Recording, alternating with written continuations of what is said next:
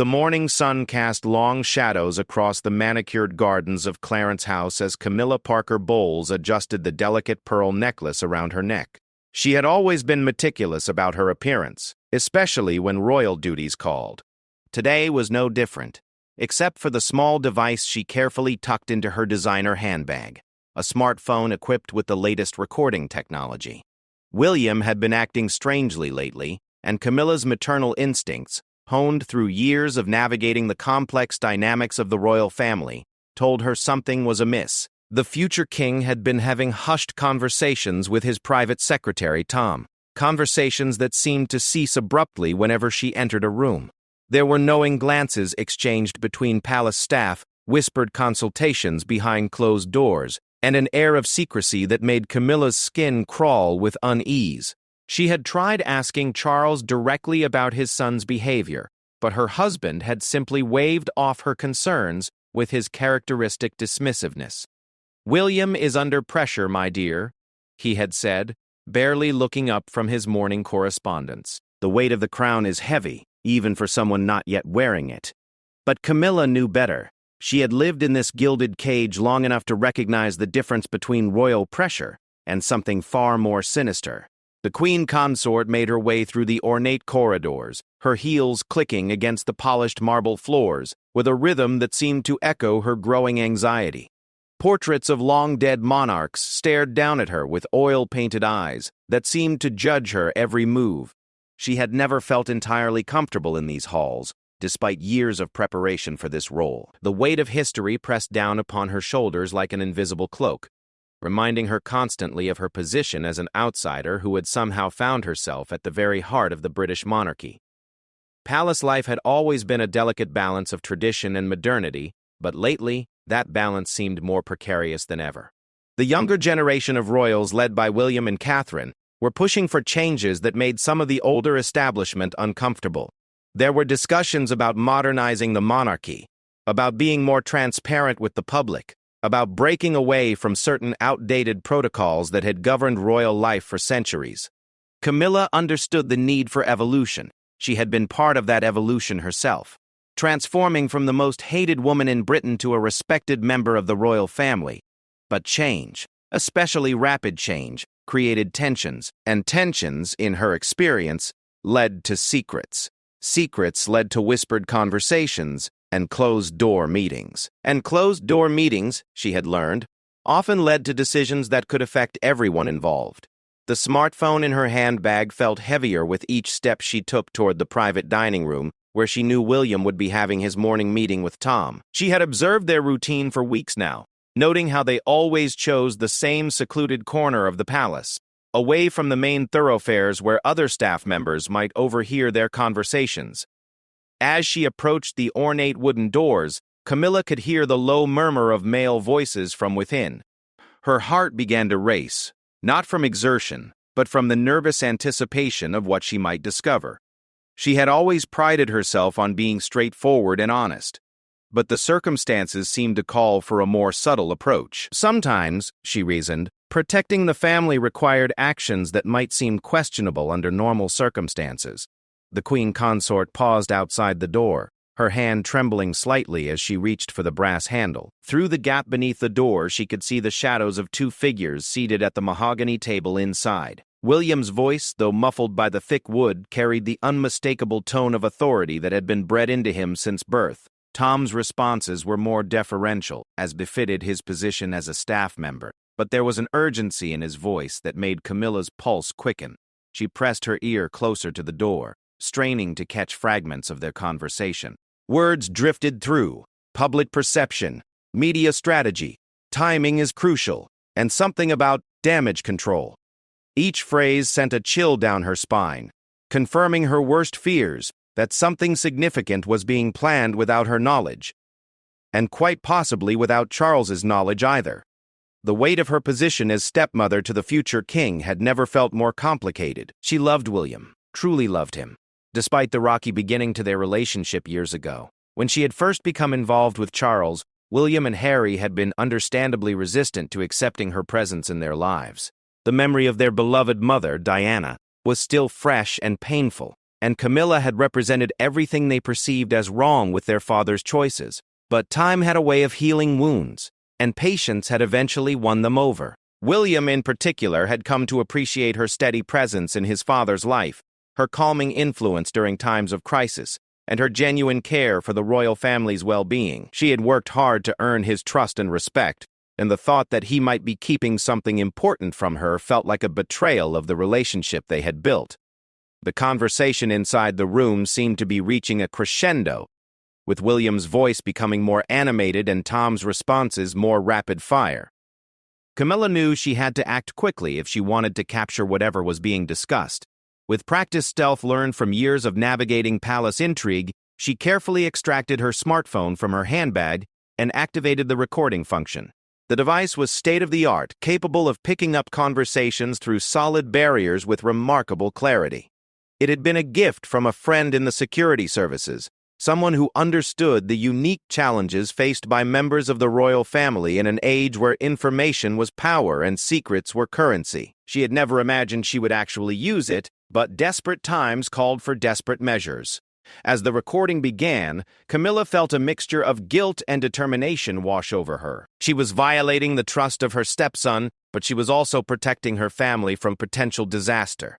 In the dangerous game of royal politics, information was the most valuable commodity, and being caught unprepared could have consequences that extended far beyond personal relationships. The voices inside became clearer as she adjusted the position of her phone, and she began to make out more distinct phrases. William was discussing something about public statements and coordinated responses, while Tom seemed to be outlining a timeline that involved media briefings and strategic leaks. The more she heard, the more concerned she became about the scope of whatever they were planning. Minutes passed like hours, as Camilla stood motionless outside the door, her phone dutifully recording every word of the clandestine meeting. Her legs began to ache from standing so still, and her heart pounded so loudly she feared it might give her away. But she remained committed to her course of action, driven by a protective instinct that overrode her natural inclination toward honesty and openness. The palace around her continued its daily routine, with staff members moving through distant corridors, the kitchen preparing for the day's meals, and gardeners tending to the elaborate flower arrangements that would grace the public rooms. Life at Clarence House proceeded with its usual clockwork precision, oblivious to the drama unfolding behind the closed doors of the private dining room. As the meeting inside drew toward its conclusion, Camilla heard chairs scraping against the floor and the rustling of papers being gathered. She quickly ended the recording and slipped the phone back into her handbag, her hands shaking slightly from the adrenaline that had sustained her through the covert operation. She had succeeded in capturing what appeared to be a significant conversation, but now she faced the challenge of what to do with the information she had gathered. The sound of approaching footsteps from inside the room sent her into a mild panic, and she quickly moved away from the door, adopting a casual pose as if she had simply been walking through the corridor. Her heart raced as she heard the door handle begin to turn, and she forced herself to breathe normally as William and Tom emerged from their secret meeting. William looked surprised to see her standing nearby, his expression quickly shifting from startlement to the practiced smile he had perfected for public appearances. "Camilla," he said warmly, though she detected a slight tension in his voice. "I didn't expect to see you in this part of the palace this morning." Tom, for his part, appeared slightly flustered, his usually immaculate appearance somehow disheveled despite the early hour. He clutched a leather portfolio against his chest as if protecting its contents from prying eyes, and his gaze darted nervously between William and Camilla as if calculating the potential risks of her unexpected presence. "Good morning, William," Camilla replied, her voice steady despite the turmoil in her chest.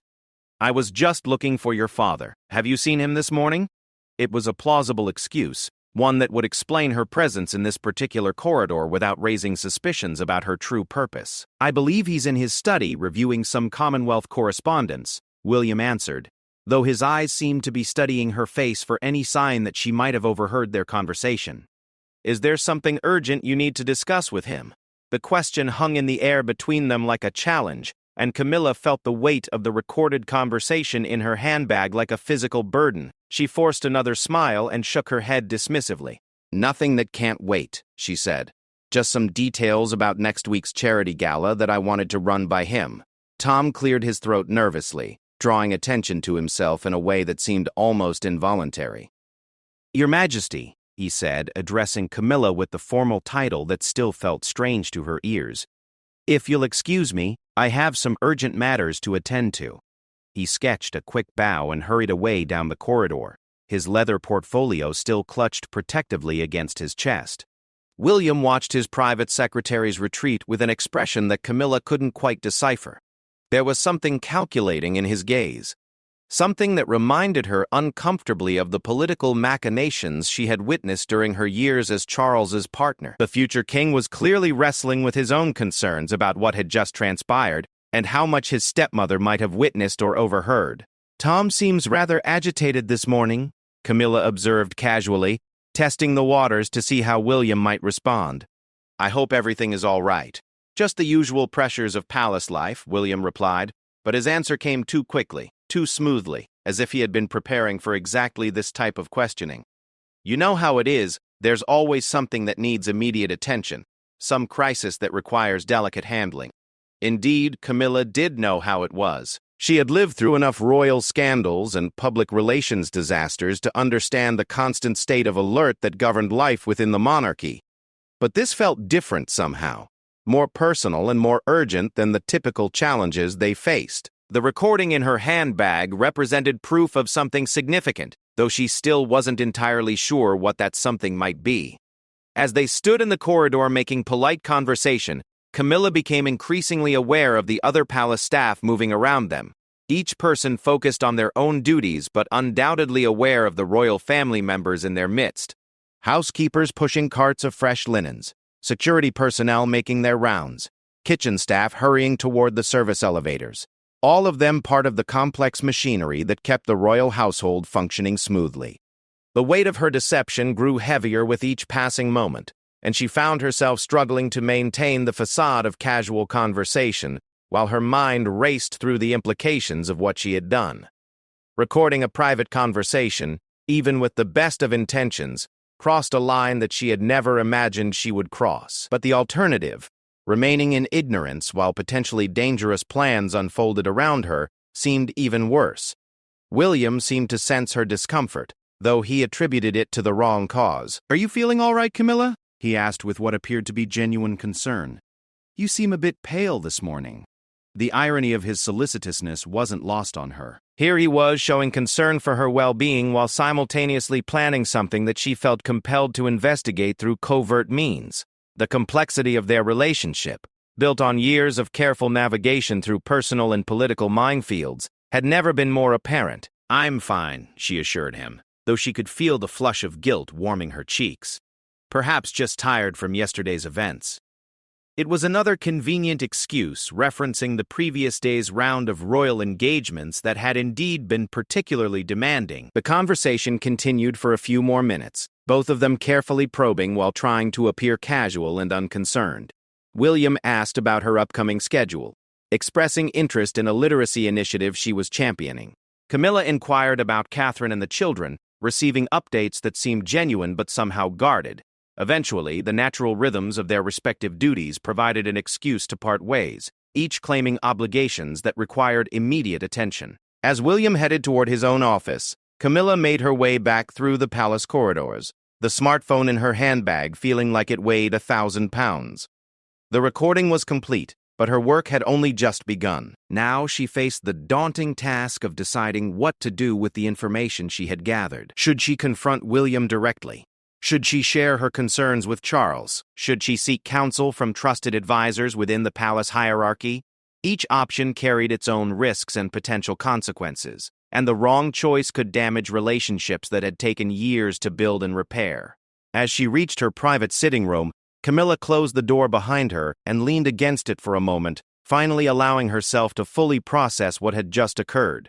She had crossed a line, violated trust, and embarked on a course of action that could have far-reaching implications for everyone involved. But she had also taken steps to protect her family from whatever threat seemed to be emerging from William's secret meetings and hidden agendas. The morning sun continued to stream through the tall windows of Clarence House, casting patterns of light and shadow across the antique furniture and priceless artwork that surrounded her daily life. Everything looked the same as it had an hour earlier, but Camilla knew that something fundamental had shifted. The delicate balance of trust and transparency that governed royal family relationships had been disturbed, and she wasn't sure it could ever be fully restored. But sometimes, she reflected as she settled into her favorite armchair, protection required sacrifice. Sometimes love demanded difficult choices, and sometimes the only way to preserve what mattered most was to risk everything in pursuit of truth. The smartphone in her handbag contained evidence of something significant, and she was determined to uncover what that something was, regardless of the personal cost. The recording was just the beginning. The afternoon brought an unexpected twist to Camilla's carefully laid plans. She had spent the morning hours analyzing the recording, replaying crucial segments through earphones while locked away in her private study. What she discovered sent chills through her entire being. William and Tom weren't just discussing routine palace business.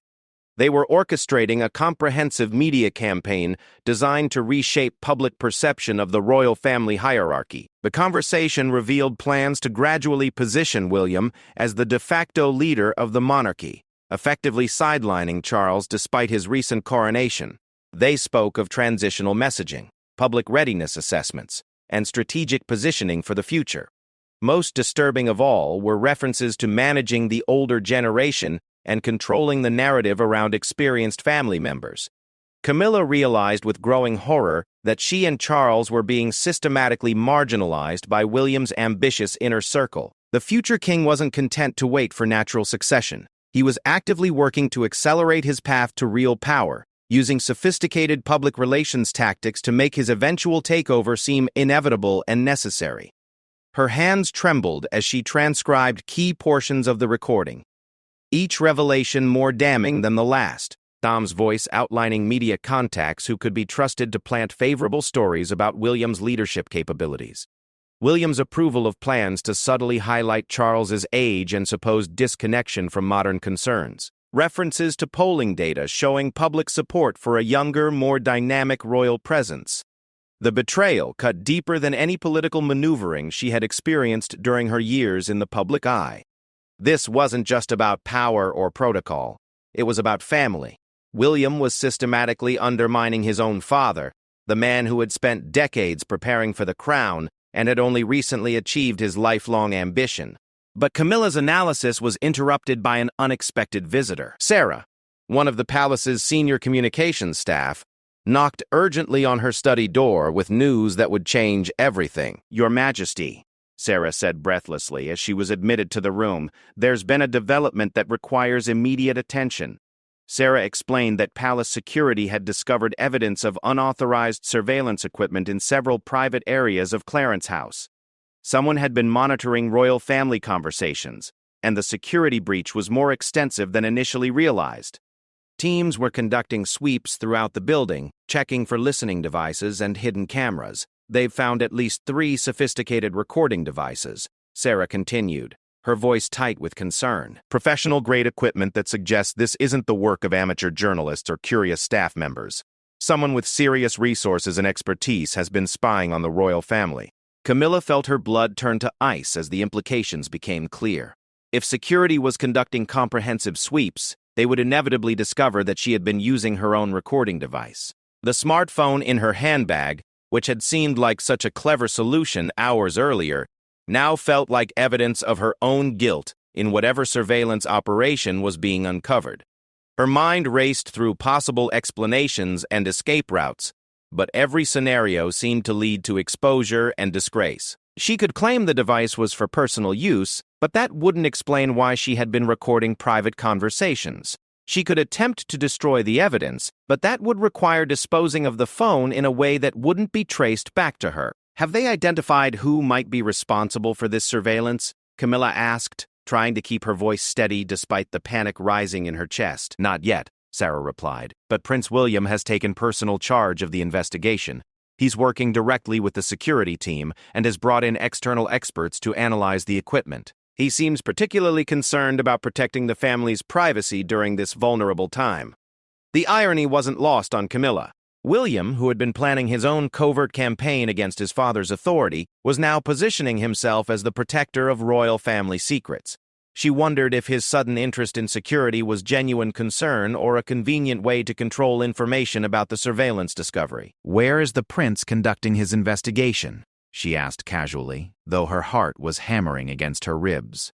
"He's set up a command center in the blue drawing room," Sarah explained. "He wants to keep the investigation away from the main palace activities to avoid alarming the staff unnecessarily. Only essential personnel are being allowed access to that area until the security assessment is complete."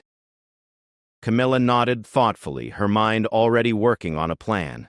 If William was consolidating the investigation in one location, that created both opportunities and dangers. On one hand, she might be able to gauge how much they had discovered and whether her own activities had been detected. On the other hand, approaching the investigation center would put her directly in William's sphere of influence at a time when she had reasons to be cautious around him. After Sarah left to continue coordinating the palace's response to the security breach, Camilla sat alone in her study, weighing her options. The recording device in her handbag contained evidence of William's plotting, but it also represented proof of her own surveillance activities. If discovered, it would destroy her reputation and potentially her relationship with the entire royal family. She could destroy the device and deny any knowledge of its existence, but that would mean losing the only concrete proof she had of William's schemes. She could confront William directly with what she had learned, but that would require admitting to her own covert recording activities. Or she could try to use the information strategically, finding a way to expose William's plans without revealing how she had obtained the evidence. The afternoon light filtering through her study windows seemed to mock her predicament, illuminating the comfortable surroundings that represented everything she stood to lose if her actions were discovered. The antique desk where Charles often worked on his correspondence, the family photographs that documented their journey from scandal to acceptance, the personal mementos that marked her transformation from outsider to integral family member. Camilla made her decision with the same determination that had carried her through decades of public scrutiny and personal attacks. She would take the recording directly to William, but not as evidence of her own surveillance activities. Instead, she would claim to have discovered the device during her own security check of her private areas, presenting herself as a concerned family member who had stumbled upon evidence of external surveillance. It was a risky strategy that required careful timing and flawless execution, but it offered the possibility of exposing William's plotting while maintaining some degree of plausible deniability about her own actions. She would need to be prepared for William's likely suspicions and potential retaliation, but the alternative, allowing his schemes to proceed unchallenged, was unacceptable. Camilla spent the next hour carefully crafting her approach, considering every possible question William might ask and preparing responses that would support her cover story. She practiced her expressions of shock and concern, rehearsing the role of an innocent family member who had accidentally uncovered a serious threat to royal security. The smartphone felt different in her hands now, transformed from a tool of discovery into a weapon of potential destruction. The recording it contained could destroy William's reputation and derail his ambitious plans, but it could just as easily destroy her own carefully constructed position within the family hierarchy. As evening approached, Camilla made final preparations for what could be the most important conversation of her royal career. She chose her outfit carefully, opting for conservative elegance that would reinforce her image as a responsible, mature family member. She reviewed the key points she wanted to make, the evidence she would present, and the outcomes she hoped to achieve. The palace corridor seemed different as she made her way toward the blue drawing room, charged with attention that had nothing to do with the ongoing security investigation. Staff members moved with unusual urgency, their usual measured pace replaced by nervous energy that reflected the gravity of the situation. Security personnel were more visible than usual, their presence a constant reminder of the vulnerability that had been exposed by the surveillance discovery. Outside the blue drawing room, Camilla paused to collect herself one final time. Through the partially open door, she could see William in animated conversation with several security experts, their voices low but intense as they examined what appeared to be sophisticated technical equipment spread across mahogany tables. The future king looked every inch the leader he aspired to be, commanding attention and respect from everyone in the room. His shirt sleeves were rolled up, suggesting hands-on involvement in the investigation, and his expression carried the weight of someone personally invested in protecting his family's security. For a moment, Camilla felt a pang of genuine affection for the man she had watched grow from a grieving young prince into a confident future king. Whatever his faults and ambitions, William had always demonstrated deep love for his family and fierce protection of their interests. The tragedy was that his definition of family interests seemed increasingly at odds with his father's position and authority. She knocked softly on the doorframe, drawing William's attention from his consultation with the technical experts. His expression shifted from intense concentration to polite surprise as he registered her presence, and she could see him quickly calculating the implications of her unexpected arrival at his makeshift command center. "Camilla," he said, crossing the room to greet her with a warmth that seemed genuine despite the circumstances. "I didn't expect to see you here. I hope the security situation hasn't been too disruptive to your afternoon plans." "Actually, William, that's exactly why I'm here," she replied, reaching into her handbag with hands that she hoped appeared steadier than they felt. "I think I may have found something that relates to your investigation." The room fell silent as she withdrew the smartphone, holding it carefully as if it were a piece of evidence rather than the instrument of her own surveillance activities. Every person in the room turned their attention to the device in her hands, and she could feel the weight of their collective focus like a physical presence. "I found this in my private sitting room during my own security check," she continued, her voice carrying just the right note of concerned confusion. "It was hidden behind some books on my personal bookshelf, positioned where it could record conversations in that area. I thought you should see it immediately." William's expression shifted through surprise, concern, and what might have been suspicion as he processed her words. He stepped forward to examine the device more closely, and Camilla could see his mind working through the implications of her discovery. "This is definitely surveillance equipment," he confirmed after a moment, though his voice carried an undertone she couldn't quite identify. "Professional grade, just like the other devices we found.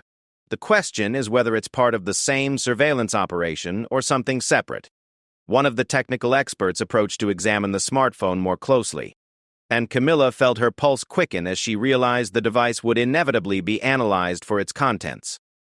The recording she had made just hours earlier would be discovered, and her carefully constructed cover story would crumble under technical scrutiny. "We'll need to analyze this thoroughly," the expert explained, reaching for the device. "If it's been used for surveillance, there may be data stored on it that could help us identify who's responsible for this security breach." This was the moment Camilla had been both anticipating and dreading.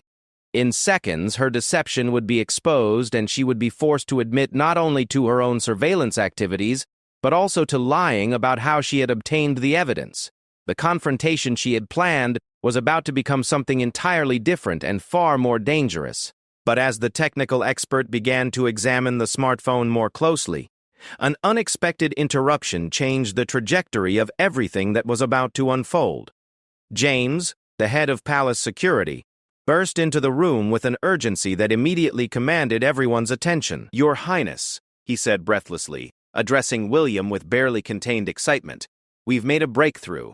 We've identified the source of the surveillance equipment, and it's not what any of us expected." The revelation that James was about to deliver would transform the entire investigation and reshape everyone's understanding of the threats facing the royal family.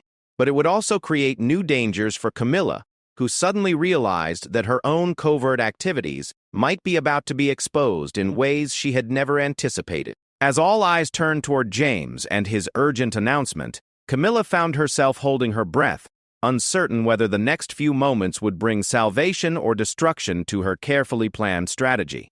The smartphone in the technical expert's hands seemed to pulse with potential energy, ready to reveal secrets that could destroy multiple lives and relationships. The investigation was about to take a turn that none of them had seen coming, and Camilla realized with growing dread that she might have stumbled into a situation far more complex and dangerous than she had ever imagined when she first decided to record William's private conversation.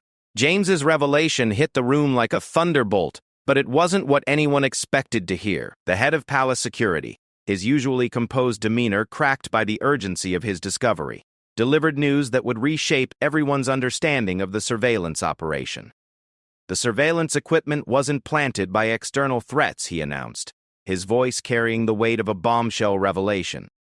Our technical analysis has revealed that all the devices are connected to an internal network. Someone inside the palace, someone with high-level access, has been conducting comprehensive surveillance of the royal family. The silence that followed was deafening. William's face went through a series of expressions: disbelief, anger, and finally a calculating coldness that Camilla had rarely seen from him. The technical experts exchanged glances that suggested they had suspected internal involvement, but hadn't wanted to voice their concerns until they had concrete proof. "How is that possible?" William demanded, his voice tight with controlled fury. "Our security protocols are designed specifically to prevent this kind of internal breach. Who has the access and expertise to orchestrate something this sophisticated?" James consulted his tablet, reviewing data that appeared to contain detailed technical analysis. The devices are military-grade, the kind used by intelligence services for deep cover operations. They're connected through encrypted channels to a central monitoring station that we've traced to a location within the palace complex itself. Camilla felt her blood turn to ice as she realized the implications. If the surveillance network was being run from within the palace, and if her smartphone was analyzed as part of this investigation, her own recording activities would be exposed as part of what might appear to be a coordinated internal spying operation. She would be branded not just as someone who violated privacy, but potentially as a traitor to the crown itself. "Where exactly is this monitoring station located?" William asked, though Camilla detected something in his voice that suggested he might already suspect the answer. "That's where it gets complicated, Your Highness," James replied, his discomfort obvious as he delivered more unwelcome news. "The central hub appears to be connected to systems in the private office complex, specifically in areas associated with senior administrative functions." The technical expert who had been examining Camilla's smartphone suddenly looked up with an expression of confused concern. "This device shows similar connectivity patterns," he announced, his words falling into the room like stones into still water. "It's been accessing the same encrypted networks as the other surveillance equipment." All eyes turned to Camilla, and she felt the weight of their collective suspicion like a physical force pressing down upon her. The carefully constructed cover story she had planned was crumbling before she could even begin to deploy it, and she found herself facing accusations she had never anticipated. "That's impossible," she said, her voice stronger than she felt. "I found that device hidden in my sitting room. I brought it here because I thought it was evidence of someone spying on me, not because I was using it myself." But William's expression had hardened into something unrecognizable. A combination of disappointment and barely controlled anger that made Camilla realize how precarious her position had become. The stepson she had worked so hard to build a relationship with was looking at her as if she were a stranger, and possibly a dangerous one. "Camilla," he said, his voice formal in a way that hadn't been used between them in years, "I think we need to have a private conversation about what you've discovered and how you came to discover it. The technical evidence suggests this situation is more complicated than a simple case of finding hidden surveillance equipment." The dismissal of the other personnel was swift and efficient, leaving only William, Camilla, and James in the blue drawing room. The sophisticated surveillance equipment remained spread across the mahogany tables like evidence in a court case, silent witnesses to secrets that were only beginning to be revealed. "I want you to tell me exactly what happened," William said once they were alone, his tone carrying the authority of someone accustomed to being obeyed without question. "From the beginning, and without leaving out any details that might be relevant to this investigation." Camilla realized that she was facing a crossroads that would define the rest of her relationship with the royal family. She could continue with her planned deception, hoping that somehow the technical evidence could be explained away or discredited. She could confess to her surveillance activities and try to justify them as protective measures for the family. Or she could take the most dangerous path of all, revealing not just what she had done, but what she had discovered about William's own secret activities. "William," she began, her voice steady despite the chaos in her mind, "before I explain anything about that device, I think you should know that I've learned about your meetings with Tom and your plans for reshaping the public perception of the monarchy." The effect of her words was immediate and dramatic. William's controlled composure cracked, revealing something raw and vulnerable beneath the polished exterior. For a moment, the future king looked exactly like what he was, A man caught in the act of betraying his father's trust and authority. I don't know what you think you've heard, he said carefully. But Camilla could see the calculation behind his eyes as he tried to assess how much she actually knew and how she might have obtained the information. I know about the media strategy to position you as the de facto leader of the monarchy, she continued, committed now to revealing everything she had discovered. I know about the plans to marginalize your father by emphasizing his age and supposed disconnection from modern concerns. I know about the polling data and the media contacts who are prepared to plant favorable stories about your leadership capabilities. James, who had been standing quietly near the door, looked increasingly uncomfortable as the conversation shifted from security breaches to family politics. But he remained at his post, presumably because William hadn't dismissed him and because the surveillance investigation was still technically ongoing. Those are private conversations taken completely out of context, William said, but his voice lacked conviction. Palace communication strategy always involves discussions about public perception and media management. What you're describing is standard operational planning, not some kind of conspiracy against my father. Is it standard operational planning to discuss managing the older generation and controlling the narrative around experienced family members? Camilla asked, her voice gaining strength as she realized that her knowledge gave her unexpected leverage in this confrontation. Is it routine to develop strategies for making your father's eventual abdication seem inevitable and necessary? The silence that followed was charged with tension that seemed to crackle between them like electricity. William's face had gone pale, and Camilla could see him struggling to formulate a response that wouldn't confirm her accusations while simultaneously trying to understand how she had obtained such detailed information about his private discussions. How did you record those conversations? He asked finally, abandoning any pretense that her accusations were inaccurate. And more importantly, who else knows about what you think you've discovered? It was Camilla's turn to calculate carefully, weighing her responses against the potential consequences of revealing too much or too little. The smartphone that had started this confrontation lay on the table between them, like a piece of evidence in a trial that could determine all of their futures. I recorded them because I suspected you were planning something that could damage the family. She admitted, knowing that honesty was her only remaining option. The surveillance equipment you've discovered throughout the palace. I'm not responsible for that. But yes, I did record your meeting with Tom this morning because your secretive behavior had become impossible to ignore. William's expression shifted through several emotions before settling into something that might have been respect mixed with frustration. So we're both guilty of surveillance, he said quietly. The question now is what we do with what we've learned about each other.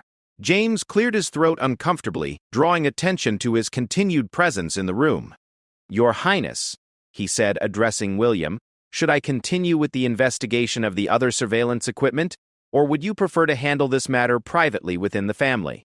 It was a loaded question that highlighted the complexity of the situation they all found themselves in. The discovery of professional surveillance equipment, official security threats that required official investigation, but the personal revelations between William and Camilla involved family dynamics that might be better handled outside of formal channels. Continue the investigation, William decided after a moment of consideration. But keep the analysis of that particular device separate from the main investigation, until we've had time to fully understand its implications. As James departed to continue coordinating the security response, William and Camilla were left alone with the weight of their mutual accusations and the uncertain future of their relationship. The elaborate surroundings of the blue drawing room, with its priceless artwork and centuries of royal history, seemed to mock the modern dilemma they faced. Why? William asked finally, his voice carrying more pain than anger. Why did you feel you couldn't trust me enough to simply ask about what was concerning you? We've worked so hard to build an honest relationship, and you chose deception instead of communication. Camilla felt the full impact of his hurt, recognizing the validity of his criticism even as she struggled to justify her actions. Because what I observed suggested that you weren't being honest with me or with your father, she replied. The secrecy, the hushed conversations, the way you and Tom would stop talking whenever I appeared, it all pointed to something that you were deliberately hiding from the family. And you thought the appropriate response was to spy on me?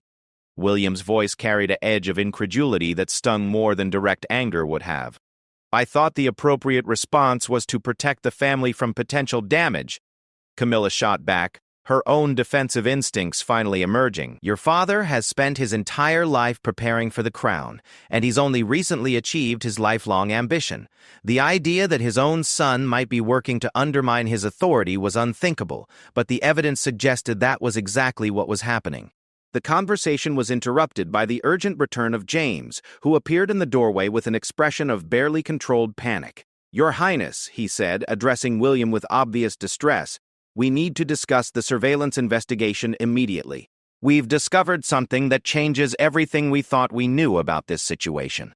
The head of security's urgency was palpable, and both William and Camilla could see that whatever he had discovered was significant enough to override the personal confrontation they had been engaged in. The family drama that had seemed so important moments earlier suddenly felt trivial compared to the security implications that James was clearly struggling to communicate. What have you found? William asked, his own family concerns temporarily set aside in favor of his responsibilities as a future king dealing with threats to royal security. The surveillance network is more extensive than we initially realized, James explained, his voice tight with concern. It's not just recording devices. Someone has been systematically monitoring royal family communications, tracking movement patterns, and gathering intelligence that could be used for purposes we don't yet understand. Camilla felt a chill run down her spine as she realized that her own small act of family espionage might have been discovered as part of a much larger and more dangerous operation. The smartphone she had used to record William's conversation could be evidence of her involvement in something far more serious than personal surveillance. How extensive are we talking about? William demanded, his voice carrying the authority of someone who understood that royal security threats could have implications far beyond personal privacy.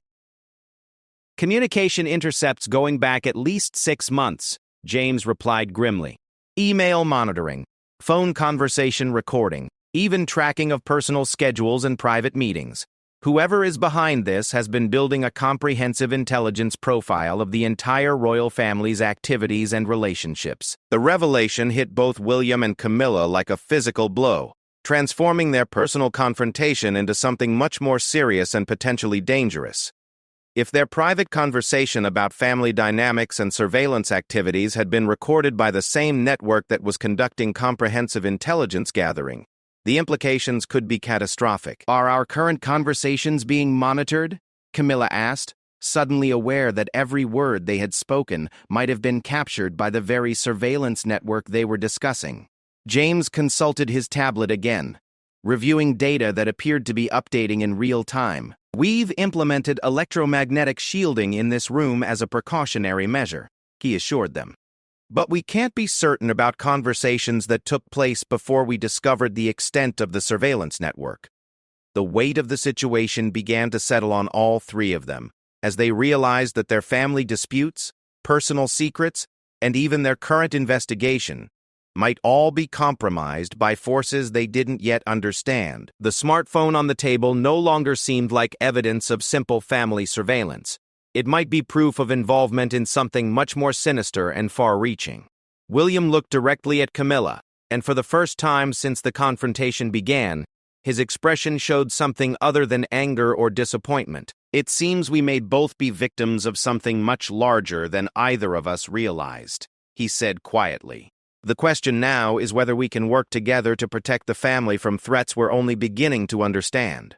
The investigation was about to take another unexpected turn, and both of them were beginning to realize that their personal conflicts might be the least of their worries in the face of the security crisis that was still unfolding around them. The revelation that their personal surveillance activities might be part of a larger intelligence operation sent shockwaves through both William and Camilla, but their moment of unity was about to be shattered by an even more devastating discovery. James had barely finished explaining the scope of the surveillance network when another security team member burst into the room with evidence that would change everything once again. Detective Inspector Sarah Mitchell from the Metropolitan Police's Specialist Protection Unit appeared in the doorway, her face grave with the weight of what she was about to reveal. Your Highness, she said, addressing William with obvious urgency. We need to discuss the source of this surveillance operation immediately. What we've discovered is going to be very difficult for you to hear. William straightened in his chair, unconsciously adopting the posture of authority he had been trained for since childhood. "Tell me what you found, Inspector. No matter how difficult it might be, I need to know the full truth about what we're dealing with." Inspector Mitchell glanced briefly at Camilla before returning her attention to William. "The surveillance equipment we've discovered is connected to a monitoring station that's been operational for several months, but the location of that station and the identity of the person operating it is what makes this situation particularly sensitive." She paused, clearly struggling with how to deliver information that would devastate the people she was charged with protecting. "The central monitoring hub is located in Prince Harry's former private office suite. The equipment is sophisticated enough to require someone with extensive technical knowledge and significant financial resources to maintain." The silence that followed was absolute, as if the very air in the room had been sucked away by the implications of what they had just heard. William's face went through a series of expressions: disbelief, hurt, anger, and finally a kind of hollow resignation that spoke to deeper wounds that had never fully healed. "Harry," he said quietly, the single word carrying years of pain and disappointment. "My brother has been spying on us." Camilla felt her own shock, mixing with a protective instinct toward William that she hadn't expected. Whatever their recent conflicts about family dynamics and succession planning, the idea that Harry would betray his family so completely was devastating to contemplate. "Are you certain about this?" William asked, his voice carefully controlled despite the emotional turmoil that was obvious in his expression. "Is there any possibility that someone else could be using that location without Harry's knowledge?" Inspector Mitchell shook her head sadly. "The technical analysis is conclusive. The equipment requires active maintenance and monitoring. Someone has been physically present at that location on a regular basis to manage the surveillance operation. The access codes and security protocols all point to someone with intimate knowledge of palace systems and procedures. The betrayal cut deeper than any political maneuvering or family disagreement they had previously experienced. This wasn't about succession planning or media strategy. This was about fundamental trust and loyalty being shattered by someone who should have been protecting family secrets rather than exposing them." "What was he looking for?" Camilla asked, her voice barely above a whisper. "What could Harry hope to accomplish by spying on his own family?" "Based on the data we've recovered," Inspector Mitchell replied, consulting her notes, "the surveillance appears to have been focused on gathering evidence of internal conflicts, succession planning discussions, and private conversations that could be damaging if made public. It's the kind of intelligence gathering that suggests someone was building a case against the royal family's internal operations." William stood up abruptly, pacing to the window where he stared out at the manicured gardens that had been his playground as a child. The same grounds where he and Harry had run and laughed together, where they had comforted each other after their mother's death, where they had made promises about always protecting each other, no matter what the future might bring. "He's been gathering ammunition," William said, his voice hollow with realization.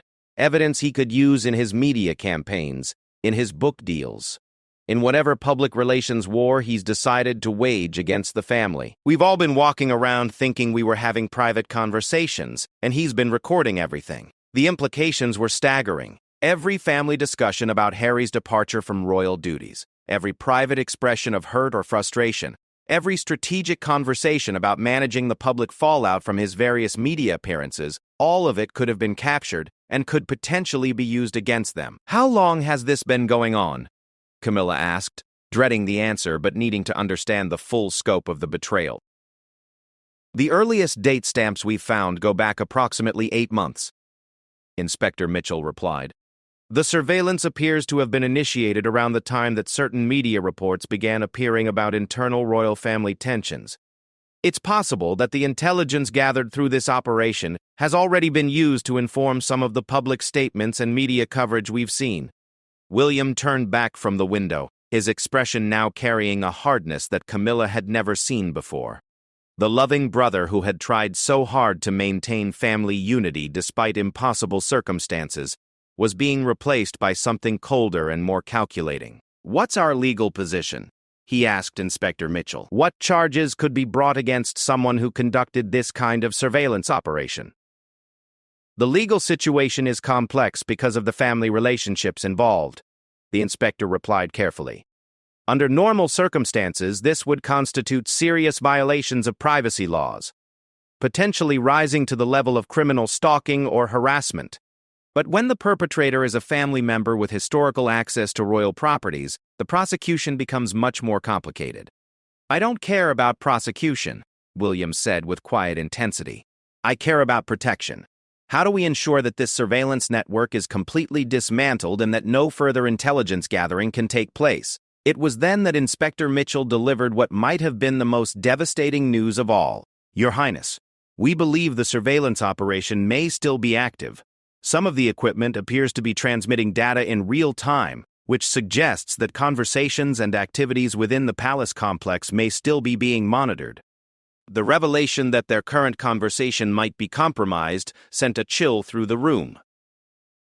Every word they had spoken about William's succession planning, about Camilla's surveillance activities, about their suspicions regarding Harry's involvement, all of it might already be in the hands of the very person they were discussing. "How quickly can you shut down the entire network?" William demanded, his voice tight with urgency. "We're working on it now," Inspector Mitchell assured him. "But the system is sophisticated enough that complete dismantlement will take several hours at minimum. In the meantime, we've established this room as a secure zone, but we can't guarantee the privacy of conversations in other areas of the palace complex." Camilla realized with growing horror that her recording of William's conversation with Tom might be the least of their security concerns. If Harry had been monitoring their activities for months, he would have evidence of far more damaging conversations and strategic discussions than anything she had captured with her smartphone. "We need to assume that everything has been compromised," she said, her voice steady despite the chaos in her mind. "Every private conversation, every family discussion, every strategic planning meeting, Harry may have recordings of all of it." William nodded grimly, the full implications of their situation beginning to settle on him. "Which means he has ammunition for years of media battles and public relations warfare. He doesn't just have grievances against the family, he has evidence to support whatever narrative he wants to construct." The smartphone that had started this entire confrontation now seemed almost insignificant compared to the comprehensive surveillance operation they had uncovered. Camilla's small act of family espionage paled in comparison to the systematic intelligence gathering that had been conducted by someone with far greater access and resources. "What do we do now?" she asked, looking between William and Inspector Mitchell for guidance on how to navigate a crisis that seemed to grow more complex with each new revelation. "Now we implement damage control protocols," William replied, his voice carrying the authority of someone who had been trained his entire life to manage royal crises. "We assess what information may have been compromised, we develop strategies for managing potential public relations fallout, and we strengthen our security procedures to ensure this never happens again." But even as he spoke about damage control and strategic responses, Camilla could see the personal pain in William's eyes. This wasn't just a security breach or a public relations challenge. This was a brother's ultimate betrayal, the final destruction of family bonds that had already been strained beyond recognition. Inspector Mitchell consulted her tablet again, reviewing what appeared to be updated intelligence about the surveillance network. "Your Highness, there's one more thing you should know. Based on our analysis of the data transmission patterns, it appears that the intelligence gathered through this operation has been shared with external parties." The news hit William like a physical blow. "Who?" he asked, though his voice suggested he might already suspect the answer. "We're still analyzing the transmission logs, but preliminary evidence suggests that some of the surveillance data has been forwarded to media contacts, legal representatives, and possibly publishing industry sources. It appears that the intelligence gathering was specifically designed to support external communication strategies." William closed his eyes for a moment, and Camilla could see him struggling to process the full implications of what they had learned. His brother hadn't just been spying on the family, he had been feeding intelligence to the very media and publishing contacts who had been waging a sustained campaign against the royal family's reputation and credibility. So every interview, every book chapter, every media revelation, it's all been based on surveillance intelligence rather than just personal grievances, William said slowly, his voice carrying a kind of exhausted resignation. "That appears to be the case," Inspector Mitchell confirmed. The surveillance operation seems to have been specifically designed to gather evidence that could support public relations campaigns and media narratives that portray the royal family in a negative light. The betrayal was complete, extending far beyond personal family dynamics into a coordinated campaign designed to damage the monarchy itself. Harry hadn't just been recording private conversations. He had been systematically building a case against his own family, using intelligence gathered through violation of their most intimate moments. As the full scope of the surveillance operation became clear, both William and Camilla began to understand that their personal conflicts about succession planning and family dynamics were trivial compared to the existential threat they were facing. The very institution they had dedicated their lives to serving was under attack from within, and the attacks were being fueled by intelligence gathered through the systematic violation of family trust and privacy. The investigation that had begun with Camilla's discovery of surveillance equipment was revealing layers of betrayal and deception that none of them had imagined possible. And with the realization that their current conversations might still be monitored, they faced the challenge of developing response strategies while potentially under continued surveillance by the very person they were trying to protect themselves against.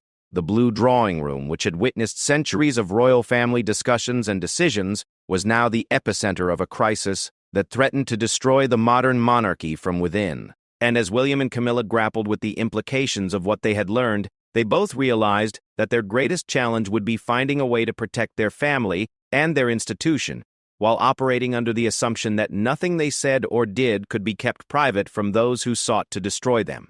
The final confrontation erupted without warning, transforming what had been a careful investigation into a family crisis that would forever alter the dynamics of the British royal family. William had just finished reviewing the latest intelligence reports when a commotion in the palace corridor announced an unexpected and unwelcome arrival. Harry strode into the Blue Drawing Room with the confident swagger that had once charmed the British public, but now seemed calculated to provoke maximum disruption. His appearance was unexpected. He wasn't supposed to be in London, much less in the palace, but his presence explained everything they had been trying to understand about the surveillance operation. "Hello, brother," Harry said with a smile that carried no warmth. "I understand you've been having some security concerns. Thought I'd stop by to see if I could help with your investigation." The casual arrogance of his entrance, combined with the obvious implication that he had been monitoring their activities, even during the current investigation, sent William into a controlled fury that was more frightening than any emotional outburst would have been. "Harry," William said quietly, his voice carrying the kind of deadly calm that had been perfected by generations of royals dealing with existential threats. "I think it's time we had an honest conversation about your recent activities."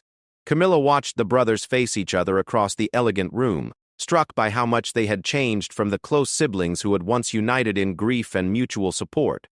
The years of separation and conflict had hardened both of them, but Harry's transformation seemed particularly dramatic. The vulnerable younger brother had been replaced by someone who appeared to view his own family as enemies, to be defeated rather than relationships to be preserved. "My recent activities," Harry replied with mock innocence. "I've been quite busy, actually. Writing, speaking, building a new life away from all this institutional madness. It's amazing how much clearer everything becomes when you're not trapped inside the palace bubble." "By clearer, do you mean easier to spy on?" William shot back, abandoning any pretense of diplomatic family conversation. "Because we've discovered your surveillance operation, Harry. All of it. The monitoring equipment, the data transmission, the coordination with media contacts. We know everything."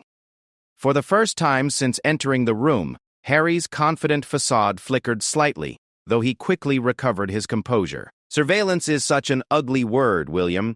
I prefer to think of it as documentation. Someone needs to preserve an accurate record of what really happens behind these gilded walls." The admission was breathtaking in its casual dismissal of family loyalty and privacy. Harry wasn't even pretending that his actions might be questionable. He was defending them as some kind of public service, as if exposing royal family secrets was a noble calling rather than a profound betrayal. "You recorded private family conversations," Camilla said, her voice tight with controlled anger. "You violated our privacy, our trust, and our security. And then you shared that intelligence with people who are actively working to damage the monarchy. Harry turned his attention to her with an expression that mixed condescension with barely concealed hostility. Camilla, you of all people should understand the importance of having accurate information about what's really happening in this family. After all, you've been doing a bit of surveillance yourself, haven't you? The revelation that Harry knew about her recording of William's conversation sent a chill through Camilla's entire body. If he had been monitoring their current investigation, he would know everything they had discussed about their family conflicts and strategic concerns. That was different, she began, but Harry cut her off with a laugh that held no humor. Different how? Because your motives were pure?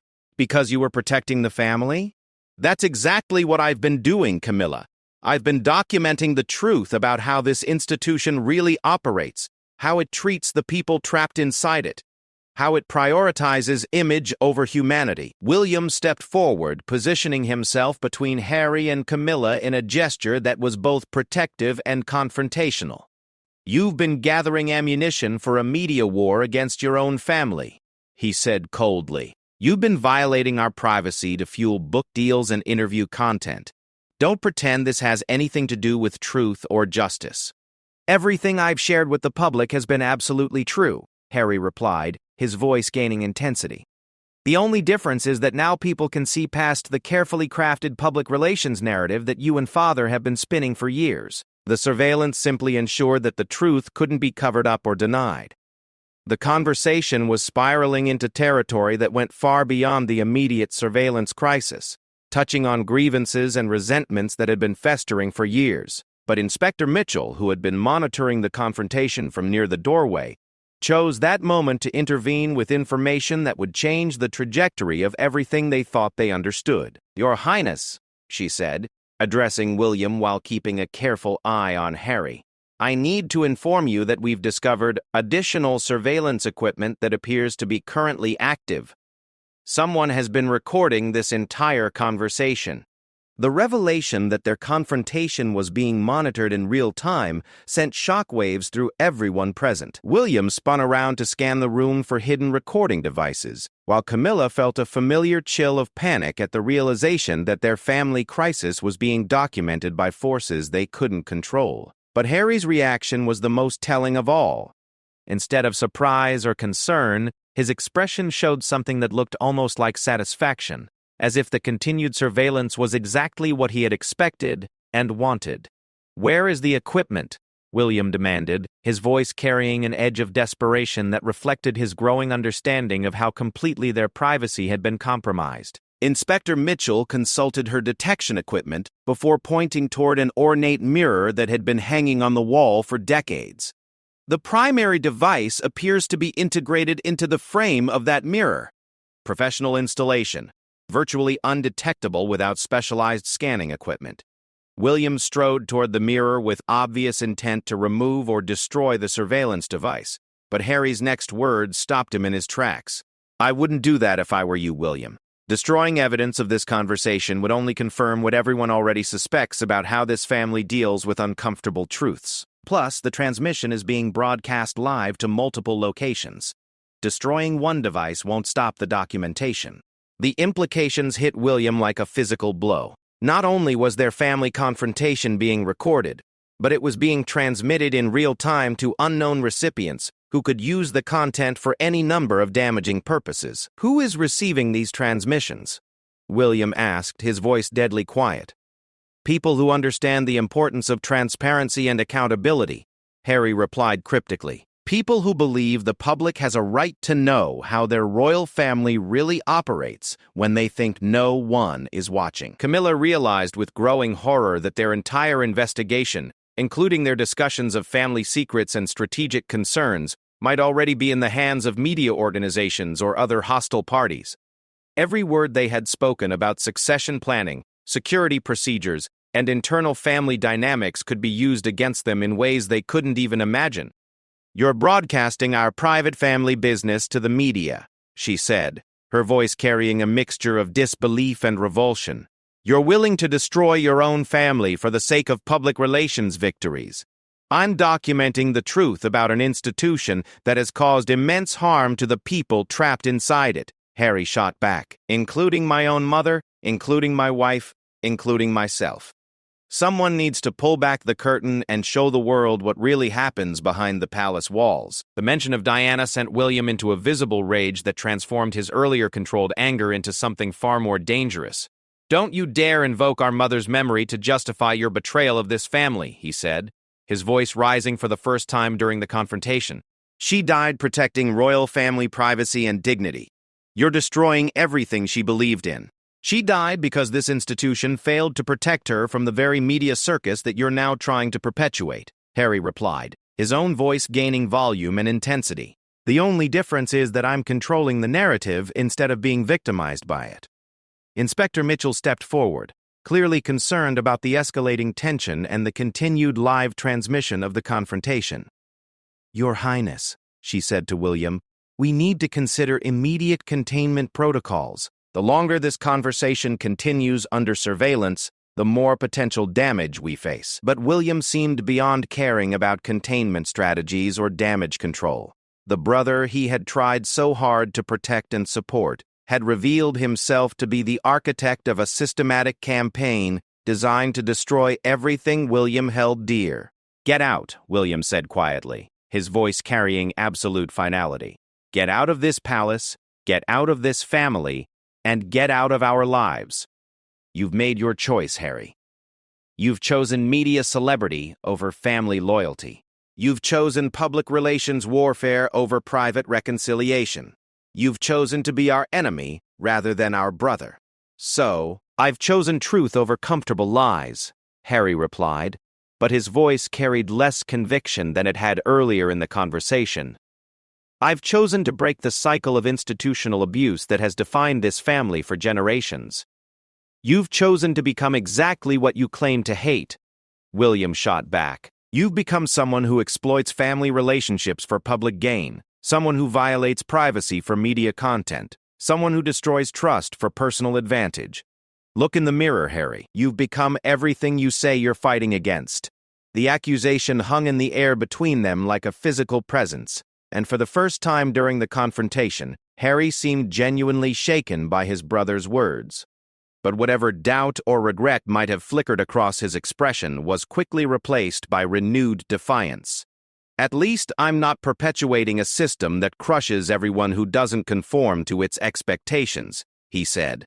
"At least I'm not pretending that this institution is something noble when it's really just an elaborate public relations operation designed to maintain power and privilege. And at least I'm not betraying my own family for the sake of book deals and media attention," William replied with finality. "This conversation is over, Harry. Your access to this palace is revoked. Your security clearance is cancelled, and any future contact with royal family members will be conducted through official channels only." The formal expulsion was delivered with the kind of authority that left no room for negotiation or appeal. William had spoken not just as an angry brother, but as the future king, exercising royal prerogative to protect the institution from internal threats. Harry's final look around the blue drawing room seemed to take in not just the elegant surroundings, but the finality of what had just transpired between them. When he spoke again, his voice carried a sadness that hadn't been present earlier, though it was quickly masked by renewed defiance. "This isn't over, William. The truth has a way of coming out, regardless of how hard you try to suppress it. And the public deserves to know what kind of people they're being asked to support with their taxes and loyalty. The public deserves leaders who can be trusted with their confidence," William replied. "Something you've proven you can never be again." As Harry finally departed, escorted by security personnel who would ensure his immediate departure from palace grounds, William and Camilla were left to contemplate the wreckage of relationships that could never be repaired, and the security implications of surveillance that might continue indefinitely. The smartphone that had started their investigation seemed insignificant now compared to the systematic intelligence-gathering operation they had uncovered, and the family bonds that had been shattered in the process. The royal family would survive this crisis, but it would be forever changed by the realization that their greatest threat came not from external enemies, but from within their own ranks. The blue drawing room, witness to centuries of royal family dramas and decisions, had hosted what might have been the final conversation between the two brothers, marking the end of a relationship that had once symbolized hope for the future of the monarchy. As the last echoes of confrontation faded from the elegant space, both William and Camilla understood that they had crossed a threshold from which there could be no return.